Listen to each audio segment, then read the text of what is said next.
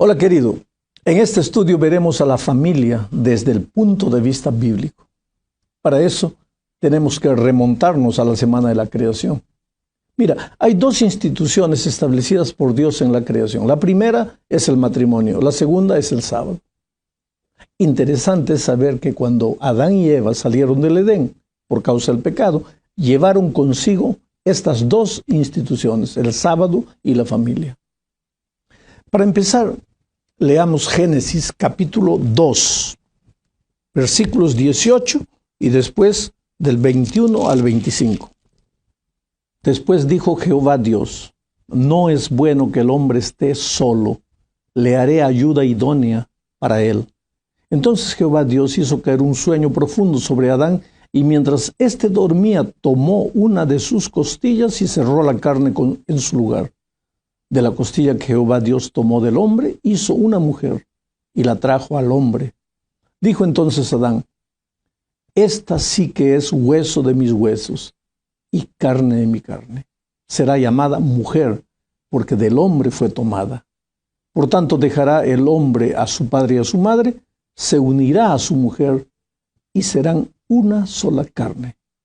Estaban ambos desnudos, Adán y su mujer, pero no se avergonzaban. Amigo querido, este es el relato de la creación de la mujer. Pero hay algo que necesitamos destacar. Mira, si tú lees todo el capítulo 1 del libro de Génesis, vas a ver que hay una expresión que se repite constantemente. Esa expresión es: vio Dios que era bueno, vio Dios que era bueno, vio Dios que era bueno. Pero el texto que acabamos de leer empieza de una manera diferente. Dice: vio Dios que no era bueno. Dios dijo: no es bueno. ¿Qué es lo que no era bueno? No es bueno que el hombre esté solo. Aquí surge un aparente conflicto. En medio de todo lo bueno, aparece algo que no es bueno. Pero ¿no fue Dios el que creó a Adán solito? Y ahora descubre que eso no es bueno. Espera, ¿Dios no sabía lo que estaba haciendo? Solo se dio cuenta que no era bueno que el hombre estuviese solo cuando lo vio triste, mirando que todos los animales tenían una pareja. Oh, querido, pensar de esa manera sería una ingenuidad. Ahora, si Dios creó a todos los animales en pareja, claro que la creación de Eva también estaba dentro de sus planes. Lo que sucede es que tanto la creación del hombre como la creación de la mujer fueron diferentes de la creación de los animales. Dios no usó solo el poder de su palabra, sino que usó sus manos. El ser humano fue, por así decirlo, una obra artesanal de Dios.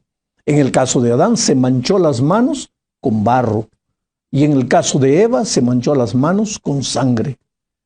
La declaración: no es bueno que el hombre esté solo, no es una conclusión a la que Dios llega al ver a Adán solo.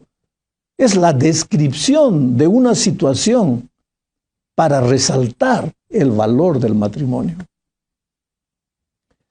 Pero ahora vamos a la segunda parte de este estudio. Eva tenía que ser creada desde el momento que el ser humano era la imagen y la semejanza de Dios.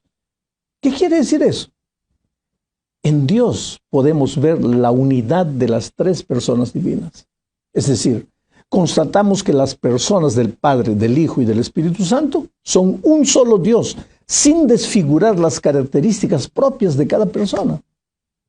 El Padre no es el Hijo, ni el Espíritu.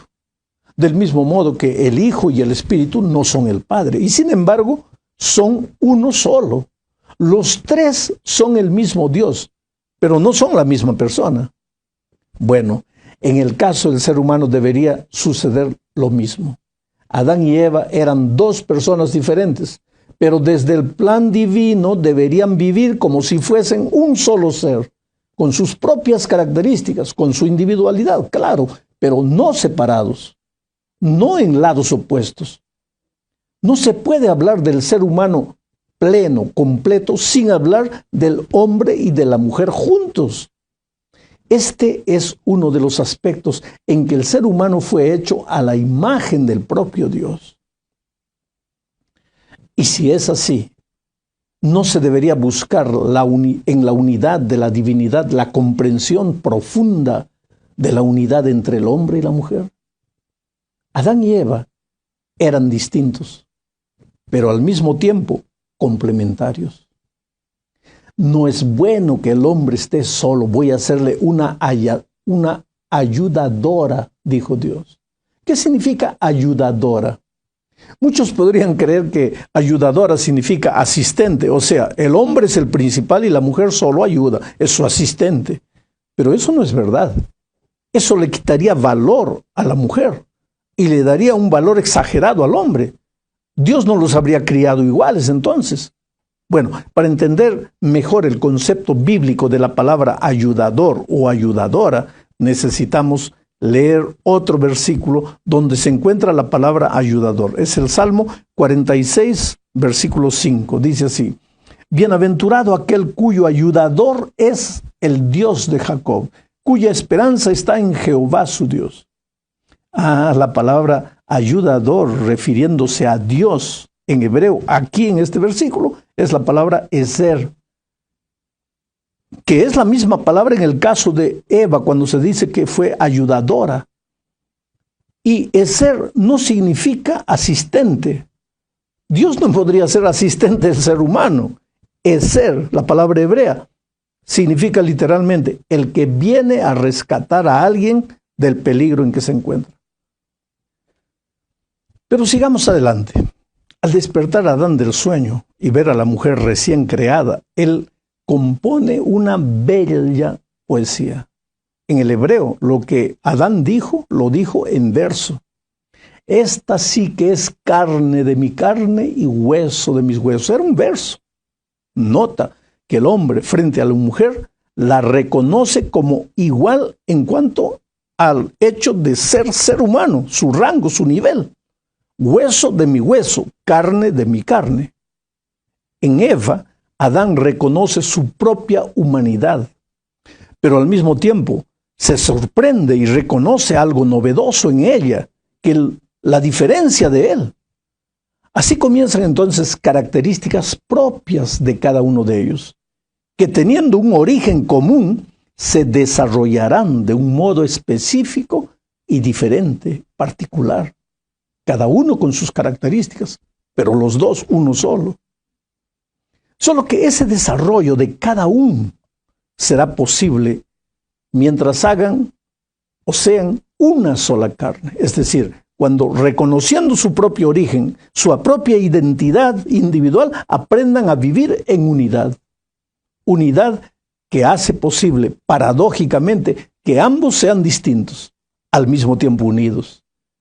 En la unidad son dos los que se unen. La unidad, a diferencia de la uniformidad, la unidad reconoce las diferencias porque se realiza en la relación armónica de dos diferentes, pero que actúan como uno. Hombre y mujer no se diluyen, no pierden su identidad, pero tampoco se distancian. Cada cual está enfrente del otro y no se avergüenza, ni se siente superior o inferior. Esta realidad se ilustra en la expresión: estaban desnudos y el hombre y su mujer, pero no se avergonzaban uno del otro. Es decir, hombre y mujer se reconocen en su necesidad de complementación y no se avergüenzan de ello. Esa es la desnudez que no esconden, sino que reconocen al complementarse. Hombre y mujer ven claro que la plenitud de su propia humanidad se realiza al ser un organismo sin partes separadas, que es lo que ocurre cuando escondemos la desnudez, al separarnos. En la unidad del esposo y de la esposa no hay espacio para la extrañeza, porque el hombre y la mujer, por el hecho de reconocer que necesitan uno del otro, no renuncian a su individualidad, pero son uno. Por eso deja el hombre a su padre y a su madre y se une a su mujer y se hacen una sola carne. En la tercera parte de este estudio veremos el consejo de Jesús con relación a un matrimonio feliz. Leamos Marcos capítulo 10, versículos 7 al 9.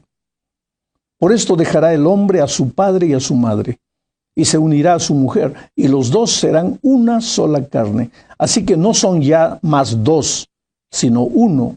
Por tanto, lo que Dios juntó, no lo separe el hombre.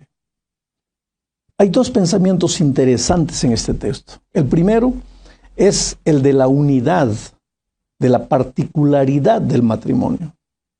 El matrimonio, querido, es una institución en la que nadie debe interferir. Nadie. Ni los padres. Me preguntó el otro día una señora preocupada con el matrimonio de su hijo. Mi respuesta fue, mucho menos los padres. No está escrito, querido, el número de hogares destruidos porque el esposo o la esposa no rompieron el cordón umbilical con los padres. Vivir separados de los padres es un principio bíblico establecido en el Edén y refrendado por el Señor Jesucristo. El otro pensamiento del texto que leímos es que el matrimonio debe durar hasta que la muerte los separe. Problemas existen en todo matrimonio. Dos personas individuales no viven fácilmente en unidad después de la entrada del pecado, con el carácter deformado. El matrimonio, por tanto, es una escuela donde uno nunca se gradúa. Requiere crecimiento diario. Y este crecimiento involucra renuncia, perdón, aceptación, en fin. Pero hay algo más. Pablo también habló del matrimonio y estableció un principio. Leamos lo que dice Efesios capítulo 5, versículos 25 al 27. Maridos, amad a vuestras mujeres, así como Cristo amó a la iglesia y se entregó a sí mismo por ella, para santificarla, habiéndola purificado en el lavamiento del agua, por la palabra, a fin de presentársela a sí mismo una iglesia gloriosa que no tuviera mancha, ni arruga, ni cosa semejante, sino que fuera santa y sin mancha. Oh, en este texto Pablo presenta el principio de la entrega. Amad a vuestras mujeres como Cristo amó a su iglesia y se entregó por ella, dice. Para amar como Cristo amó, sin duda, hay que vivir en permanente comunión con Jesús. Solo cuando el carácter de Jesús sea reproducido en el ser humano, Él podrá amar como Cristo ama a su iglesia, y solo entonces podrá renunciar y entregarse, y esa entrega es la que fomentará el crecimiento de ambos dentro del matrimonio. Vamos a la cuarta parte de este estudio. Esta parte tiene que ver con la pureza sexual dentro del matrimonio. En principio debemos tener en cuenta que el sexo en el matrimonio es una de las cosas más puras, limpias y sagradas que Dios creó. El sexo es tan puro para Dios que en el Antiguo Testamento, cuando marcó a su pueblo para identificarlo como su pueblo, no lo marcó en la frente, ni en el corazón, ni en la mano. Lo marcó en el órgano sexual a través de la circuncisión. Y en el Nuevo Testamento, para ilustrar el tipo de relación pura que desea tener con su iglesia, Jesús usa la ilustración del sexo entre esposo y esposa. Mira cómo para él el sexo es puro, limpio, sagrado. Pero el problema es que para que el sexo sea el don puro, santo, sagrado que Dios estableció, debe ser en el contexto del matrimonio, entre un hombre y una mujer. Aquí podríamos hablar mucho más, pero el tiempo no nos permite. Leamos, sin embargo, lo que dice Mateo, capítulo 5, versículos 27 al 30. Oísteis que fue dicho, no cometerás adulterio, pero yo os digo que cualquiera que mira a una mujer para codiciarla, ya adulteró con ella en su corazón. Por tanto, si tu ojo derecho te es ocasión de caer, sácalo y échalo de ti, pues mejor te es que se pierda uno de tus miembros y que no todo tu cuerpo sea arrojado al infierno. Y si tu mano derecha te es ocasión de caer, córtala y échala de ti, pues mejor te es que se pierda uno de tus miembros y no que todo tu cuerpo sea arrojado al infierno. Esta declaración de Jesús es aparentemente terrible, dura, en extremo. Corta tu ojo si eso es ocasión para caer. Ahora, pero si Jesús, el Señor del amor, el Señor de la gracia, lo dijo, debe ser porque vale la pena pensar en esto. Llegamos ahora al fin de este estudio. Aquí veremos parte de lo que ya dije. El matrimonio y sus relaciones íntimas son usadas por Dios, tanto en el Antiguo como en el Nuevo Testamento, como símbolo de la relación de amor, unidad y fidelidad que Él desea tener con su iglesia. Tanto así que muchas veces encontramos la figura de la esposa infiel como símbolo del pueblo de Dios que lo traiciona y se va atrás de dioses paganos. El libro de Oseas es un ejemplo claro de eso. Antes de entrar a la tierra prometida, el pueblo de Israel tendría que pasar por el territorio de pueblos paganos que no conocían al verdadero Dios. Y mira la advertencia que encontramos registrada en Éxodo 34, 15 y 16. Por tanto, no harás alianza con los habitantes de aquella tierra, no sea que cuando se prostituyan siguiendo a sus dioses y les ofrezcan sacrificios, te inviten y comas de sus sacrificios, o que tomen de sus hijas para tus hijos, y al prostituirse ellas tras sus dioses, hagan que tus hijos se prostituyan también yendo tras los dioses de ellas. Qué orden tremenda, queridos. Sin embargo, cuando el pueblo de Dios es fiel, el Señor usa las relaciones íntimas del esposo y de la esposa como un símbolo de la unidad entre él y sus hijos. Quiere decir, el mismo símbolo puede ser usado para la infidelidad o para la fidelidad, dependiendo de la actitud del pueblo. Eso nos habla de la importancia de la decisión. Dios nos creó libres para aceptar o rechazar, para ir en pos del verdadero Dios o correr atrás de dioses ajenos. Todos los días, cada momento de nuestra vida estamos tomando decisiones, para bien o para mal. Inclusive para aceptar el poder y el amor de Dios manifestados en la creación o creer que todo apareció por acaso y es fruto de la casualidad. Pero el matrimonio aconteció en la semana de la creación como una de las cosas puras, santas y sagradas, como un cerco de protección y de amor y de cuidado para el propio ser humano. Que Dios te bendiga.